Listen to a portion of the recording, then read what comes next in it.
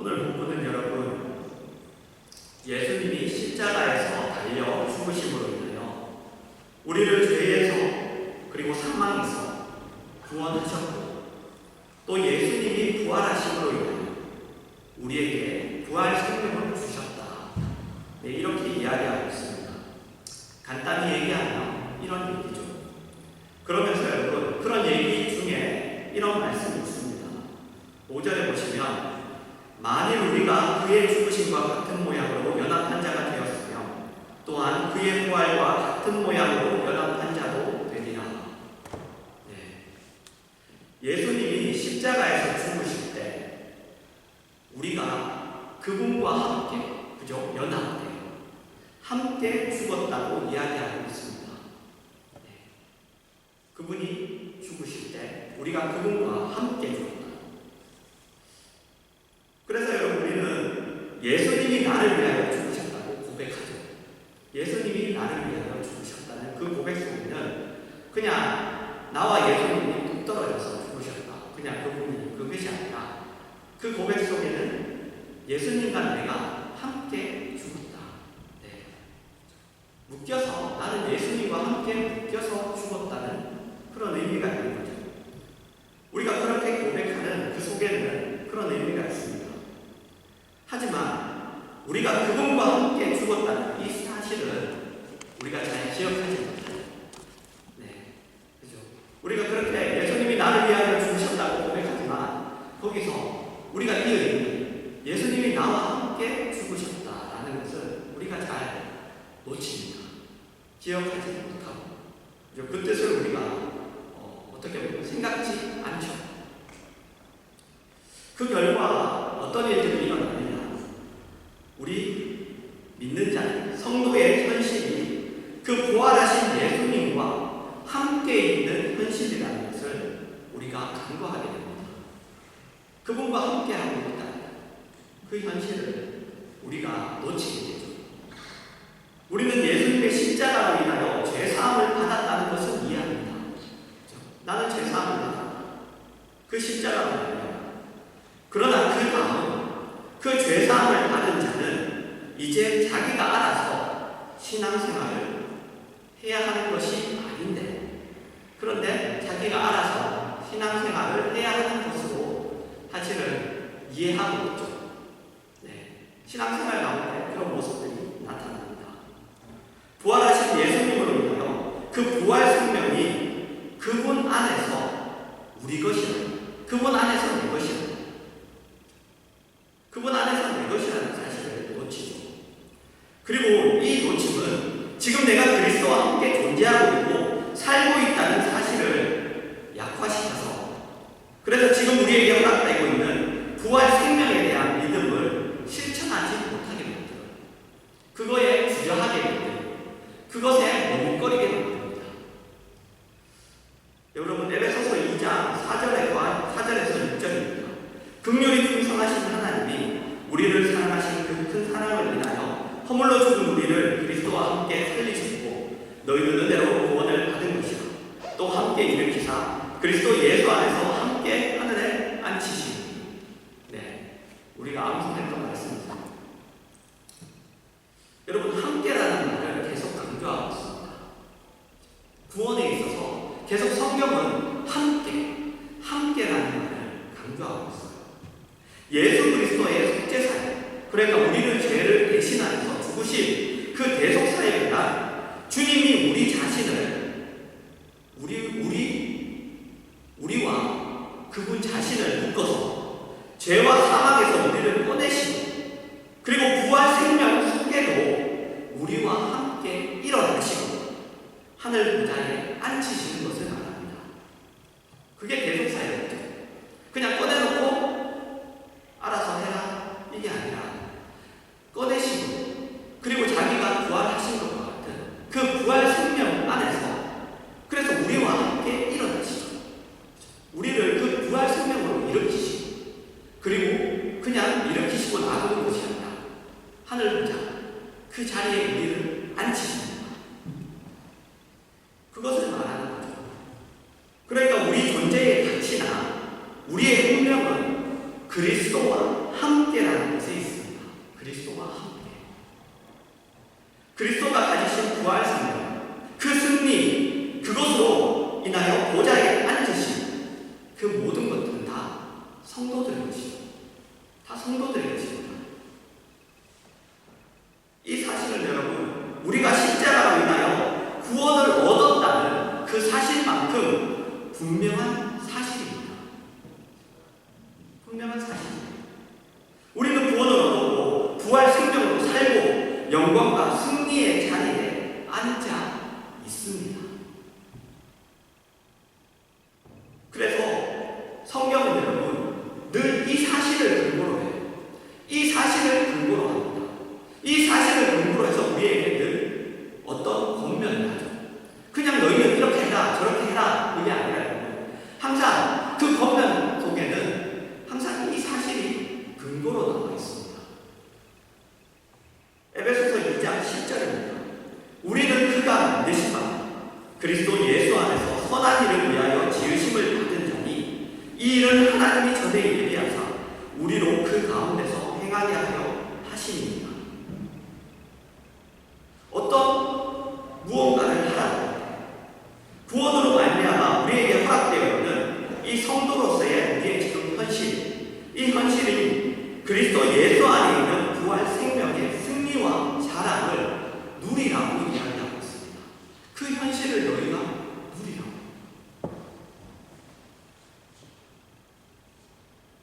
그걸 하면은 어떻게 된다라고 얘기하고 있지 않아요. 항상 줬으니 누려라.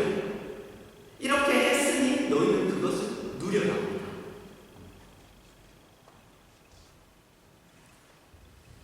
그렇게 신앙을 실천하는 겁니다. 신앙을 실천하는. 그런데 이 내용은 우리에게 굉장히 낯섭니다. 왜냐하면 우리의 신앙 고백에도 불구하고 구원을 얻기 전과 구원 후에 현실적인 우리의 모습이 그렇게 차이가 없기 때문이에요. 그렇게 차이가 없기 때문에. 그래서 우리는 승리나 우리에게 힘이 허락된 승리나 영광을 누리기는커녕 구원을 얻었는데도 불구하고 여전히 내 모습은 이게 뭔가 하는 그런 자책감. 아이고 나는 또 이렇게 살았구나. 아유, 이래서 살았으면 되겠나 하는 이런 자책감에 휩싸이는 일수죠. 여러분 오늘은 이 문제를 좀 풀어보려고 합니다. 그게 도대체 뭔가? 그게 도대체 뭔가? 여러분 마태복음 5장 13절에서 16절입니다. 너희는 세상의 수금이니 수금이 만일 그 맛을 잃으면 무엇으로 짜게 하고 후에는 아무 쓸데없어 다만 밖에 버리고 사람에게 밟힐 뿐이니라. 너희는 세상의 빛이라 산 위에 있는 동네가 숨겨지지 못할 것이요 사람이 등불을 켜서 말 아래에 두지 아니하고 등경 위에 두나니 그럼 이러므로 집안 모든 사람에게 비치느니라. 이같이 너희 빛이 사람 앞에 비치게 하여 그들로 너희 착한 행실을 보고 하늘에 계신 너희 아버지께 영광을 돌리게 하라. 여러분 성도에게 너희는 소금이고 너희는 빛이라고 이야기합니다. 그런데 여러분 이 내용이 좀 재밌어요. 뭐가 재밌냐면 이 내용의 묘사, 지금 너희는 소금이고 빛이라 얘기하는데 그 내용의 묘사가 굉장히 부정적이고 소극적입니다. 무슨 이야기냐면 소금이 그 맛을 잃으면 무엇으로 짜게 하라고 얘기합니다. 사람이 등불을 켜서 말 아래에 두지 아니하고 소금인데 소금의 역할을 못하고 등불인데 말 아래에 있는 등불을 전제하고 있습니다. 등불인데 말 아래. 말은 여러분 뭔지 알죠?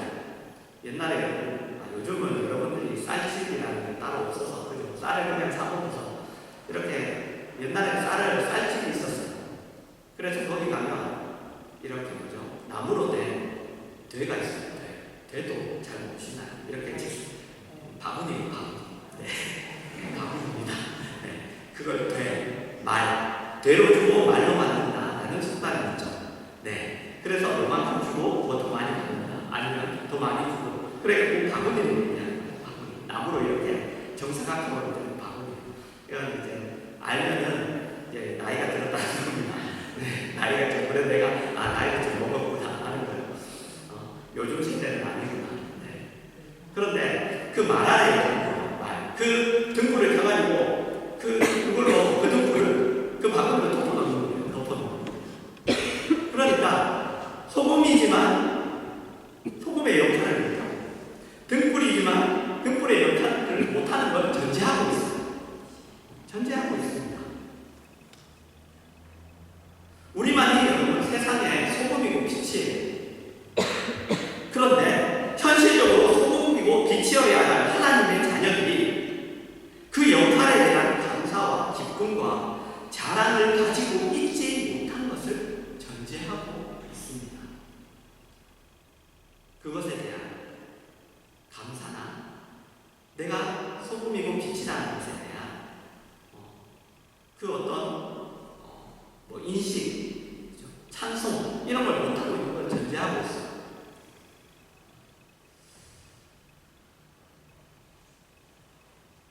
여러분 왜 그럴까요? 왜 이렇게 얘기하나요? 도대체 왜냐하면 여러분 우리는 우리의 성도된 현실을 이해할 때 자신의 성도라는 것을 확인할 때 죄를 기준으로 하여서 윤리적, 도덕적 혹은 율법적 차원에서 우리의 완벽을 확인하는 일을 우선시하기 때문에 우리의 존재론적으로 확인하는 것이 아니라 우리의 존재라는 것을 자꾸만 어떤 깨끗한 율법적으로 도덕적으로 깨끗한 윤리적으로 깨끗한 아니면 율법적으로 완전한 이런 것으로 자꾸 확인하는 게 우선되어 있어요. 그런데 여러분 그게 됩니까? 그런데 성경은 여러분 그런 우리의 생각과는 다른 이야기를 하는 겁니다. 다른 이야기. 소금과 빛의 이야기를 여러분 보시면은 어떤 말씀 다음에 나오느냐? 팔복 이야기 다음에 나옵니다. 예수님이 산에서 설교하신 예수님의 말씀, 가르치신 그 말씀, 산상수훈 8가지 복, 팔복 이야기 그 끝에 이어져 있는 말씀이에요. 팔복 이야기는 뭐죠? 8가지 복. 이런 사람은 복이 있다는 이야기죠. 그죠? 이런 사람은 복이 있다. 이런 사람은 복이 있다. 이런 사람은 복이 있다. 근데 여러분 이것은 이렇게 하면 복이 있다는 이야기가 아니에요. 이렇게 하면 복이 있다는 이야기. 심령이 가난한 자는 복이 있다. 심령이 가난한 것이 조건이 되어서 복이 온다는 이야기가 아닙니다. 그래서 막 억지로 심령을 가난하게 막 잘 되지도 않을 뿐더러 그죠? 막 슬픈 척하고 네. 그렇게 한다고 해서 복이 온다는 이야기로 예수님이 그 말씀을 하신 게 아니에요. 심령이 가난한 자는 그 자는 그것이 복을 받은 자의 증상이고 그리고 증거라는 거예요. 심령이 가난한 것 그것이 복을 받은 증거고 너가 복을 지금 가지고 있다는 증상이라는 거예요. 음식을 많이 먹은 증거는 뭐예요? 음식을 많이 먹었다는 것을 알 수 있는 증거. 배가 부른 거죠. 그죠? 배가 부른 거예요. 배가 부른 자는 복이 있나니 음식이 주어질 것이로는 아니라 그건 아닙니다. 배가 부른 자는 여러분 이미 음식을 먹은 자라는 얘기예요. 배가 부른 자. 복을 받은 증거와 증상이 무엇으로 나타나느냐? 심령이 가난한 것으로 나타난다는 얘기입니다. 심령이 가난하다. 그것은 영적인 차원의 거룩의 기준에서 자신이 절망스러운 존재라는 것을 느끼는 거예요. 우리가 시편에서 확인하는 거죠. 우리가 성경의 그런 믿음의 사람들 속에서 확인하는 거예요. 자신이 그 앞에서 쓸데없고 내가 정말로 안 되는 자라는 것을 내가 정말로 그것을 할 수 없는 자라는 것을 느끼는 마음. 이 절망감을 느끼는 것이 복을 받은 증거이고 증상이에요. 우리의 생각과 굉장히 다르죠. 그렇죠?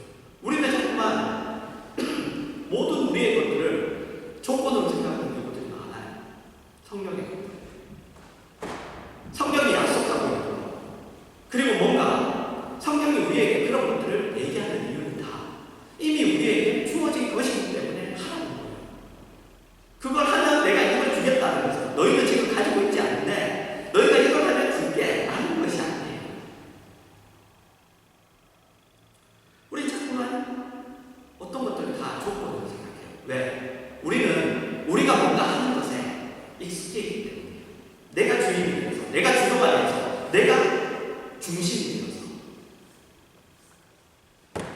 왜? 세상이 그럽니다. 세상의 법칙이 그렇죠. 세상의 법칙이 그래요. 근데 구원만 해도 그렇지 않잖아요. 구원은 우리에게 중심이 되지 않았죠. 우리의 중심이 되지 않았어요. 우리가 해달라고 요청한 적도 없고, 그리고 우리가 그것을 구원을 우리가 노력해서 우리가 구원을 찾아 먹을 수도 없어요. 세상에 다른 사람들은 다 자기가 찾아가죠. 자기가 노력해서 깨닫고 발견하고 하죠. 우리는 하나님이 주셔야 됩니다. 그래서 계시라고 하죠. 계시. 계시. 그래서 여러분, 이 절망감을 느끼는 것이 복을 받는 증거예요. 그런데 그 이유는 예수님을 만나지 않고는, 생명과 거룩 앞에 서지 않고는 인간은 자신의 죄된 그것을 자기의 현실에 대한 감각이, 그 감각이 생기지 않기 때문이에요. 그게 생기지 않아요. 절대로 그분을 만나지 않고, 그분 앞에 서지 않고, 자신의 현실에 대한 제대로 된 영적인 의식과 감각은 주님이 찾아오셨기 때문에 생깁니다. 그분이 찾아오셨는데, 팔복 이야기에 공통적으로 흐르는 사상이에요. 그래서 우리가 신앙생활을 하면서 느끼는 우리 자신에 대한 감각, 우리 자신에 대한 평가는 절망입니다. 절망. 그런데 그 감각은 예수님을 만난 증거예요. 그 증상은 예수님이 만난 증상입니다. 그런데도 불구하고 우리는 세상의 소금이고 빛입니다. 세상의 소금이고 빛이에요. 너 이렇게 하면 세상의 소금이 된다. 너희는 세상의 빛이 된다. 아니요. 너희는 세상의 빛이고 소금이다. 왜냐하면 생명이 주어졌기 때문에. 이미 생명이 우리에게 주어졌기 때문에. 구원을 얻어 예수 안에 들어와 있기 때문에. 이 증상과 증거가 나타나고, 이 증상과 증거가 나타나기 때문에 우리는 이미 빛이고 소금이다. 그렇게 얘기합니다. 여러분, 소금이 막 자기가 짜려고 막 하지 않잖아요. 그죠? 빛이 막 내가 막 빛을 내려고 막 하지 않아요. 왜? 그 존재 자체가 이미 소금이고 빛이에요. 그 존재 자체가. 빛을 막 내려고 해서 빛도 아닌 것이 막 빛을 내서 자기가 빛이다 얘기하지 않잖아요. 소금도 아니면 설탕 있는 거 자기가 짜게 많이 내서 막 나는 소금이다 하지 않잖아요. 여러분, 우리는 내 모습이 이게 뭔가? 이 가난함을 우리는, 그죠? 이 모자람, 이 부족함, 이 가난함을 먼저 해결해야지 하나님 앞에 쓸만한 내가 하나님의 자녀가 되고 구원을 얻은 은혜를 내가 갖는 것이라고 생각합니다. 그래서 결벽증에 살아요. 그래 평생을 그렇게 살죠. 결벽증에 살아요. 그래서 아무것도 못해요. 앞에 하나님이 펼쳐놓으신 거예요. 아무것도 못합니다. 그냥 그것만 계속 뭐예요? 씻었으면 이제 옷을 입고 예쁜 옷을 마련해주고, 그래서 입어보고 이렇게 거울도 보고 이걸 입을까 저걸 입을까 이렇게 해야 되는데, 씻어놓고 다시 또 들어가서 또 씻고, 막 씻어놓고 다시 또 들어가서 맨날 씻기만 합니다. 맨날 씻기만 합니다. 우리 주변에서는 얼마든지 보는 모습입니다. 그러나 성경은 하나님의 사람으로 사는 것과 하나님의 사람으로 완성되는 것은 함께 간다고 가르치고 있어요. 하나님의 사람으로 사는 것과 하나님의 사람으로 이렇게 완성되는 것, 그것은 같은 거다. 같은 거다라고 얘기하고 있어요. 예수 그리스도의 부활 생명으로 말미암아 죄와 사망에서 벗어나는 그 사실이 분명한 만큼 그 부활 생명 안에 붙잡혀 있기 때문에 죄가 주관하지 못하는 자이고 하늘보다 우편에 그리스도와 함께 앉아있는 자는 그런 자로서 지금 존재하고 있고 지금 주어진 인생을 살고 있다고 성경이 이야기하는 것입니다. 여러분, 어쨌든 우리는 소금이고 빛이에요. 소금이고 빛입니다.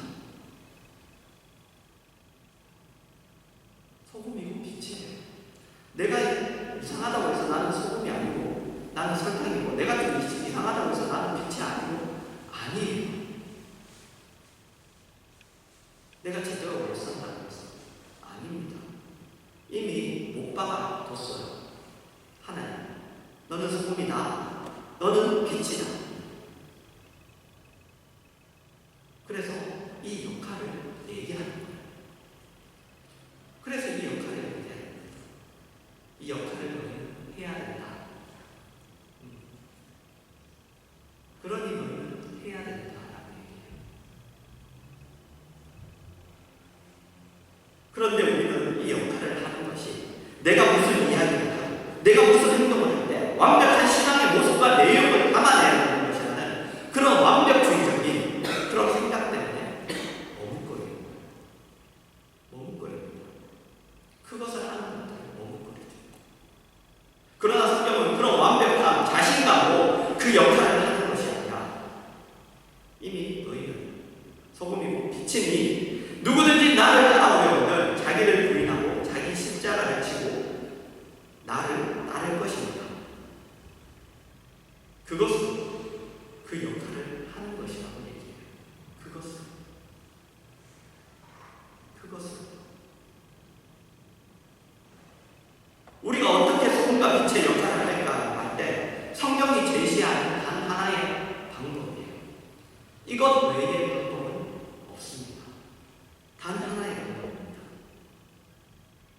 자기 부인, 자기 십자가. 그게 뭐냐? 바로 십자가죠.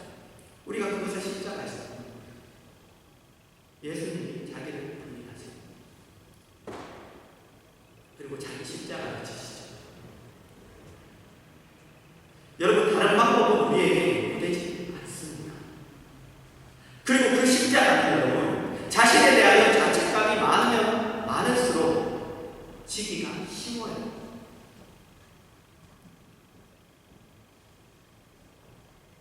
그러면 지기가 쉽습니다. 그런데 우리는 그 자책감으로 십자가를 지기보다는 완벽함으로 십자가를 휘두르고 싶어 하죠.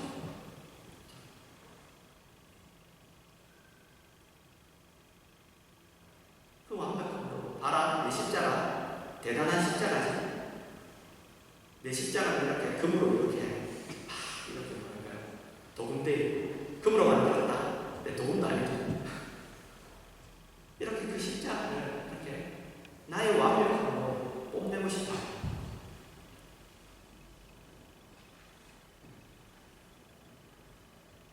여러분, 아니에요.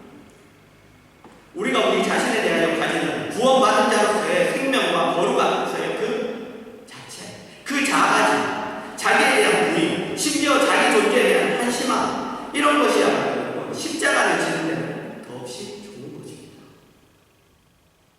이 이해를 우리가 가지셔야 됩니다. 이 이해를 가지시고 신앙을 실천하셔야 돼요. 고린도전서 11장 23절에서 26절입니다.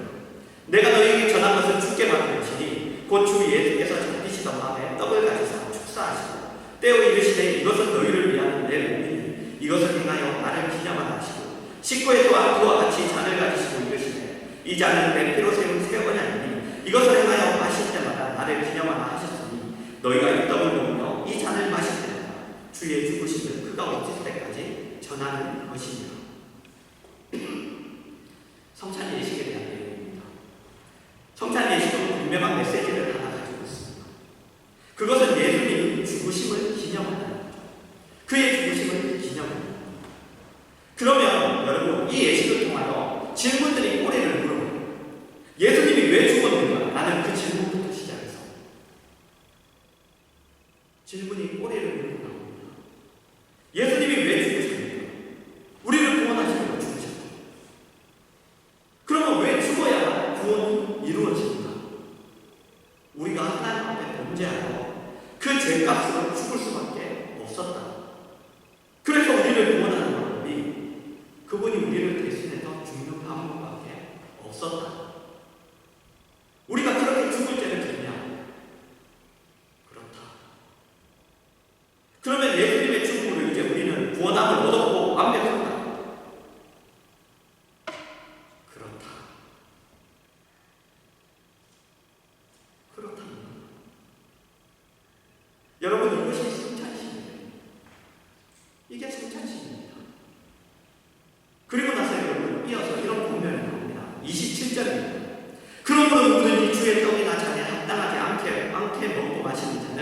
주의 몸과 피에 대하여 죄를 짓는 것입니다.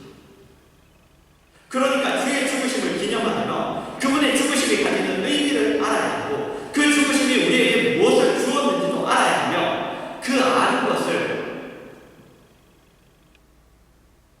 시행해야 되죠. 그런데 그 시행은 여러분 조건으로 주어지지 않아요. 조건으로 주어지지 않습니다. 그것은 주님이 우리를 위하여 죽으셔서 죄로부터 우리를 꺼내 예수 그리스도 예수 안에서 부활 생명으로 살게 하셨다는 그 우리의 현실이에요. 그러니까 우리가 부활 생명으로 산다는 성도로서의 자기 역할과 자기 책임을 수행하지 않고는 주의 죽으심을 제대로 기념할 자격이 없는 것이죠. 여러분, 예수를 믿으면 구원을 얻어요. 한 번 얻은 구원은 취소되지 않습니다. 우리는 언제 죽어도 천국에서 깨어납니다. 우리 모두가 믿고 있어요. 그것이 사실인 것만큼 지금 우리는 부활하신 예수 그리스도와 함께 살고 있습니다. 우리는 빛이고 우리는 진리가 아니라 소금입니다. 진리는 이단이죠. 네. 우리가 있는 곳에 예수님이 함께 계시고 우리를 지키시며 우리를 통하여 하나님의 기적을 행하십니다.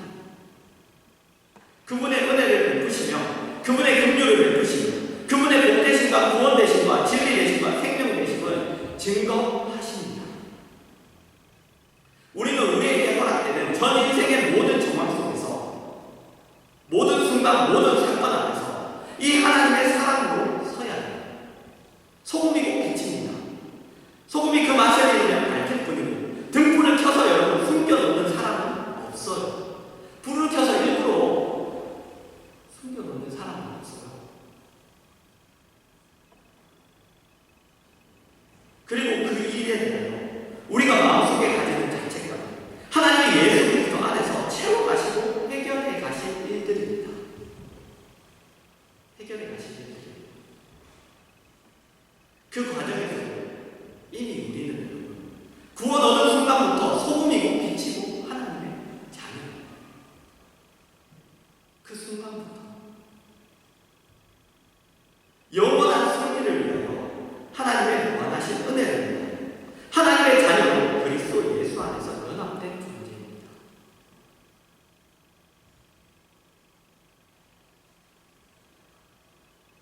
이미 부활신앙, 그 부활의 신앙을 가지고 있는 거예요. 내가 어떻게 산다고 해서 그게 없어지고 소멸되고 다시 내가 그것을 그렇게 살면 내가 그것을 가지고 이런 것이 아닙니다. 그래서 성경은 자꾸만 그걸 우리에게 얘기해요. 너희는 누구다? 너희는 뭐다? 너희는 어떻게? 이 얘기 없이 여러분 그냥 너희가 뭘 해라, 너희가 뭘 해야 된다, 너희가 이렇게 해야 된다 이런 얘기 하지 않아요. 이미 너희는 그 존재니까. 그 존재입니다.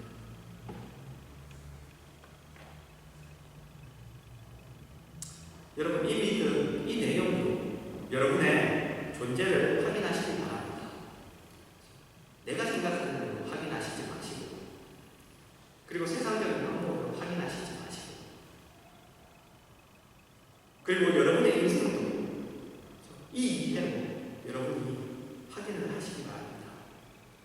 그리스도 예수와 함께 승리하시는, 그래서 그리스도 예수와 함께 부활승 이미 주어진 그 부활의 생명과 이미 주어진 그 부활의 신앙과 그리고 이미 허락된 그 부활의 소망을 가지고 여러분의 삶에서 그것을 누리시고 그리고 승리하시는 그러한 여러분과 여러분의 삶이 되시기를 주님의 이름으로 축원합니다.